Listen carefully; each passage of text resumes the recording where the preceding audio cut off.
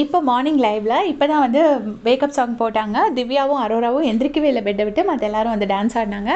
இப்போ முடிச்சதுக்கப்புறமா அரோராவ பார்த்தா பெட்ட விட்டு அவங்களால எந்திரிச்சு வரவே முடியல. கையெல்லாம் கொஞ்சம் கூட மூவ் பண்ண முடியல அப்படின்னு சொல்லிட்டு சொல்றாங்க. சபரி பக்கத்திலேயே உட்காந்து கவனிச்சிட்டு இருக்காரு. அப்போ சபரி சொல்றாரு, பாவம் அவளுக்கு கையெல்லாம் ஒரு மாதிரி ஃபிட்ஸ் வந்த மாதிரி ஆயிடுச்சு. அவ்வளோ ஷிவரிங் அவளுக்கு அப்படின்னு. அப்போ திவ்யா சொல்றாங்க, ஆமா எனக்கும் அந்த மாதிரி தான் ஆயிடுச்சு. ரொம்ப ஷிவரிங் ஆயிடுச்சு. என்ன பண்ணனே தெரியல அப்படின்னு சொல்லிட்டு இருக்காங்க. அப்புறம் அவங்க ஷூ போடாமல் இருந்ததை பற்றி பெரிய மிஸ்டேக் பண்ணிட்டேன்னு சொல்லி திவ்யாவும் சொல்கிறாங்க, பாருவும் சொல்கிறாங்க. 2 பேருமே ஷூ போடாமல் நின்றுருக்காங்க.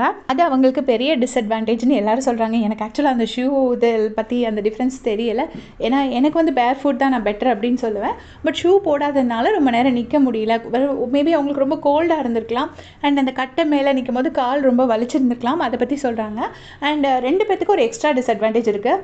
திவ்யா வந்து ஃபுல் டே குக்கிங் பண்ணியிருக்காங்க. குக்கிங் பண்ணுறது வந்து இந்த டிடிஎஃப் டைமில் வந்து ஒரு பேட் ஐடியா. ஏன்னா இல்லைனா மாற்றி மாற்றி பண்ணணும். ஒருத்தரே ஃபுல்லாக குக்கிங் பண்ணாங்கன்னா குக் பண்ணுறவங்க ரொம்ப நேரம் கிச்சனில் நிற்கிற மாதிரி வரும். அது அவங்களுக்கு எக்ஸ்ட்ரா ஸ்ட்ரெயின் தான் கண்டிப்பாக. அது திவ்யாவுக்கு ஒரு டிஸ்அட்வான்டேஜ். பாருக்கு என்ன டிஸ்அட்வான்டேஜ் அப்படின்னா, கண்டிப்பாக நான் எல்லாத்த விடையுமே நான் பார்த்தேன். பாருவோட கை அந்த லெவல் வந்து கொஞ்சம் ஜாஸ்தியாக இருந்துச்சு. பாவம் அவங்க தொங்கிட்டு நின்ன மாதிரி இருந்துச்சு.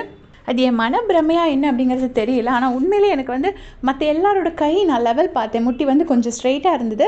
பட் இவங்க மட்டும் ரொம்ப அப்படி பஸ்ஸில் பிடிச்சி தொங்கின மாதிரி கஷ்டப்பட்டு தொங்கிட்டு இருந்த மாதிரி இருந்துச்சு. அந்த ஹைட் லெவல் மார்க் பண்ணும்போது ஏதாச்சும் மிஸ்டேக் வந்திருக்கலாம். அதை பற்றி சொல்லிட்டு இருக்காங்க. சுபிக்ஷா ஓரளவுக்கு பரவாயில்ல, ஸ்ட்ராங்காக அவங்க பாட்டு கொஞ்சம் நடக்கிறாங்க. சுபிக்ஷாவும் சொல்லிட்டு இருக்காங்க, அரோராவால் சுத்தமாக முடியல அப்படின்னு சொல்லிட்டு. அரோரா இன்னும் பெட்டை விட்டு எந்திரிக்கவே இல்லை. விக்ரம் வந்து பார்க்குறாரு, சபரி வந்து பார்க்குறாரு. அப்புறம் கொஞ்சம் நேரம் கழித்து கன்ஃபெஷன் ரூமுக்கு போகலாம், டாக்டரை பார்க்கலாம், ஒரி பண்ணாதீங்க அப்படின்னு சொல்லிட்டு இருக்காங்க. அதை பற்றி இதே மாதிரி அப்படியே செஞ்சுக்க சேனல் சப்ஸ்கிரைப் பண்ணிக்கோங்க. தேங்க்ஸ் ஃபார் வாட்சிங்.